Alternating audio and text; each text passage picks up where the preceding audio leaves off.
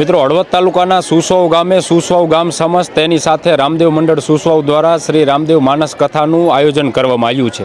19/12/2025થી આ કથાનો પ્રારંભ થયો અને 25/12/2025ના રોજ કથાની પૂર્ણાહુતિ છે। આ રામદેવ માનસ કથાનું જે આયોજન આખું કરવામાં આવ્યું છે, કથા દરમિયાન જુદા જુદા વિવિધ ધાર્મિક કાર્યક્રમો જે છે એ પણ ઉજવાઈ રહ્યા છે। તેની સાથે કથા દરમિયાન મહાપ્રસાદનું પણ આયોજન કરવામાં આવ્યું છે। આ સુસવાવ ગામના જે યુવાન આપણી સાથે છે, થોડી એમની પાસેથી જ માહિતી લઈએ।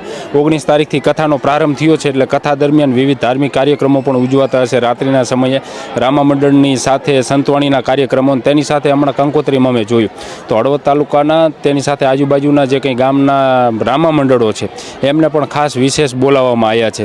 થોડોક કાર્યક્રમને લઈને માહિતી આપજો। સર્વે શ્રોતાઓને જય રામદેવ પીર।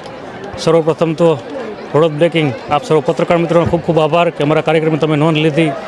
સાથ જણાવવાનું કે અમારા સુસવાવ ગામ તેમજ મંડળના જેટલા સભ્યો છે, અમારે ઘણા વર્ષોથી સપનું હતું કે એક રામદેવ માનસ કથાનું આયોજન કરી, તો ઘણા વર્ષે અમારો રામદેવ પીરનો હુકમ થયો અને આયોજન થયું છે।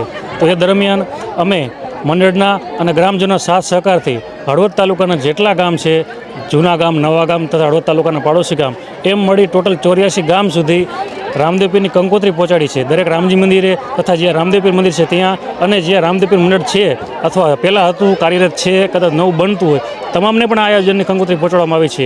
એટલે સર્વપ્રથમ અમારા ગામ લોકોનો બધાનો સાથ સહકાર, એમનો ખૂબ ખૂબ આભાર કે અમારા આટલા બધા મહેનત અમને સાથ સહકાર આપ્યો।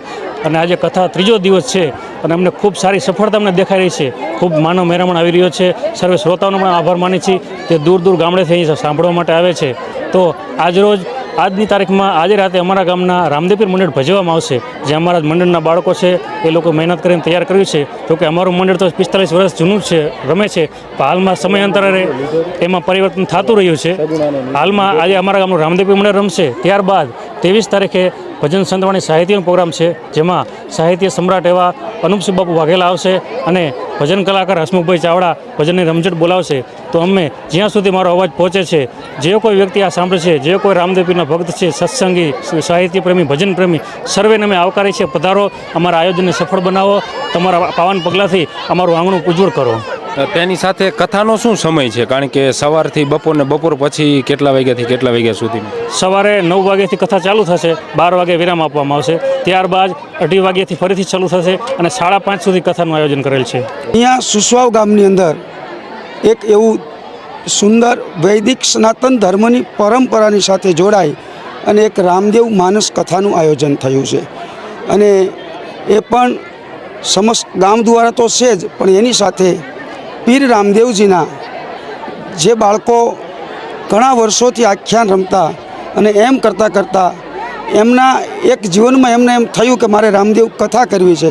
તો એ કથા નિમિત્તે જે મને પણ અહીંયા અવસર મળ્યો છે કથા વાંચવા માટે અથવા કથાનું રસપાન કરાવવા માટે, તો એ કથામાં એક એવું સુંદર જે રામદેવજી મહારાજનો જન્મ ઉત્સવ, બેન સગુણાના લગ્ન ઉત્સવ, રામદેવજી મહારાજનો લગ્ન ઉત્સવ, ઘણા ઉત્સવો પણ આવશે, પણ આજ કથાના ત્રીજા દિવસે જ્યારે બેન સગુણાનો લગ્ન ઉત્સવ આપણે મનાવી રહ્યા હતા, તો એ લગ્ન ઉત્સવમાં ખૂબ જ સારા એક માહોલથી અને પૂરા ગામના સપોર્ટથી સુંદર કથાના આયોજનની અંદર એવું ભગીરથ કાર્ય કર્યું છે।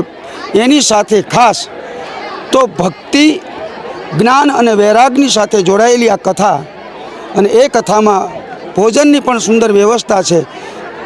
તો હજુ પણ કથાના 4 દિવસ બાકી છે, તો બધા જ હળવદના નગરજનોને, હળવદ તાલુકાના જ્યાં જ્યાં સુધી આ ન્યૂઝ દ્વારા અવાજ પહોંચે ત્યાં સુધી દરેક ભક્તોને પણ વિનંતી કે આપ પણ આવો સુસવાવ ગામ અને આ કથાનો સુંદર લાભ આપ પણ મેળવો અને આપ પણ આ કથાનો લાભ